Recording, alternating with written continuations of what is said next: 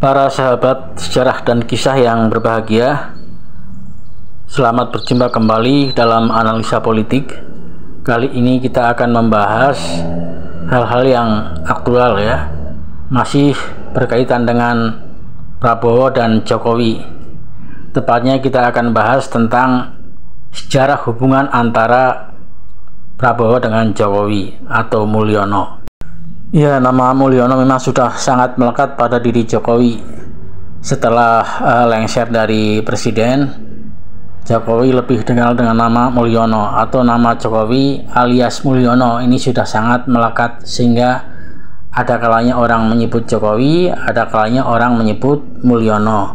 Pada pembahasan kali ini juga ada kalanya disebut nama Jokowi, tapi ada pula kadang disebut nama Mulyono.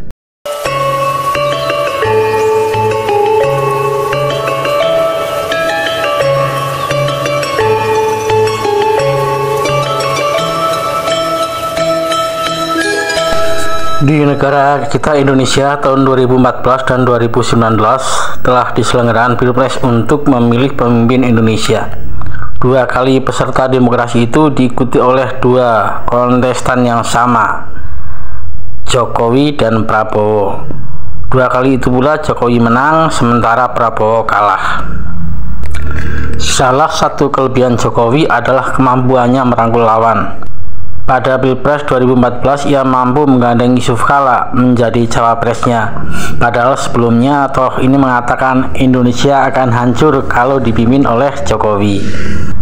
Pada Pilpres 2019 kemampuan itu dipakai kembali untuk merangkul Prabowo sebagai lawan yang kalah untuk masuk dalam pemerintahannya dengan menjadi Menteri Pertahanan. Prabowo memanfaatkan momen itu dengan menerima tawaran untuk masuk di kabinet. Caci maki pun datang dari pendukung Prabowo yang sudah banyak mengorbankan tenaga, pikiran, perasaan, harta, dan bahkan tidak sedikit yang mengorbankan nyawa. Mereka menyebut Prabowo tidak lebih dari seorang penghamba kekuasaan. Di pikirannya yang ada hanya jabatan dan kekuasaan, tanpa mempertimbangkan perasaan pendukungnya. Mereka mengungkapkan bagaimana statement dan propaganda Prabowo di masa kampanye yang akan selalu bersama rakyat pendukungnya, timbul tenggelam bersama rakyat. Tapi nyatanya dia telah timbul sendiri, meraih kekuasaan dan membiarkan rakyat yang mendukungnya tenggelam. Sehingga muncullah kemudian panggilan untuk Prabowo yang sangat populer, yaitu Pak Timbul, yang diambil dari timbul tenggelam. Namun jangan lupa bahwa Prabowo bukanlah politikus kemarin sore yang lugu dan polos. Dia menerima tawaran dari lawan politiknya itu bukan karena haus kekuasaan, tetapi itu semata-mata sebagai strategi berpolitik. Maka ia pun berusaha mengabdi sepenuh tenaga dan pikirannya hingga membuat Mulyono tidak ada alasan lagi untuk meragukan kesetiaannya. Mulyono pun meyakini loyalitas dan kesetiaan Prabowo. Bahkan di akhir kekuasaannya, Mulyono tidak segan-segan mengatakan di depan umum bahwa tahun 2024 adalah giliran Prabowo. Sedemikian kuatnya keyakinan Mulyono pada Prabowo sehingga Presiden RI ke-7 itu tega meninggalkan Partai Demokrasi Indonesia Perjuangan atau PDIP, partai yang selama 2 periode telah mengusung dengan sepenuh hati itu. Dan itulah kehebatan Mulyono.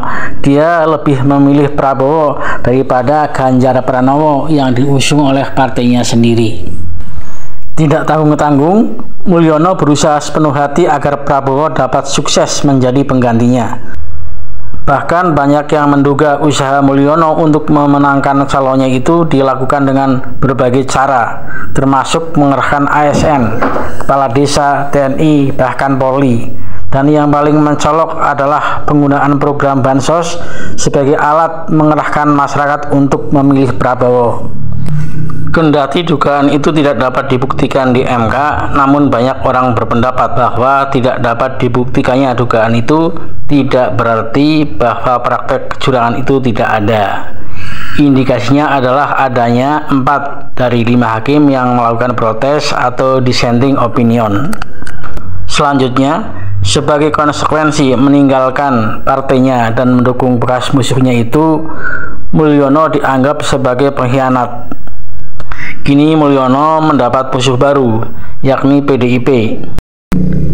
Merasa dikhianati, nyaris semua pengurus Partai Banteng Bermoncong Putih itu secara kompak menyatakan permusuhan yang nyata terhadap Mulyono. Hanya ada beberapa anggota pengurus di tingkat pusat yang menyatakan dukungannya terhadap Mulyono, kemudian keluar mengikuti langkah junjungannya itu. Sementara itu, kaum oposisi yang selama ini kritis terhadap rezim Mulyono merasa mendapat angin. Dengan pecahnya Mulyono dengan PDIP, mereka menyambut gembira dan berusaha bergabung dengan PDIP dalam mewujudkan oposisinya terhadap Mulyono. Prabowo sendiri tentu sadar sepenuhnya bahwa di balik dukungannya itu, Mulyono tengah berusaha untuk dapat berkuasa kembali, meskipun hanya melalui anaknya Gibran. Itulah yang membuat hubungan kedua tokoh itu diliputi ketegangan. Keduanya saling menjaga diri satu sama lain agar tidak sampai kecolongan, agar masing-masing tidak terbaca langkah-langkah politiknya.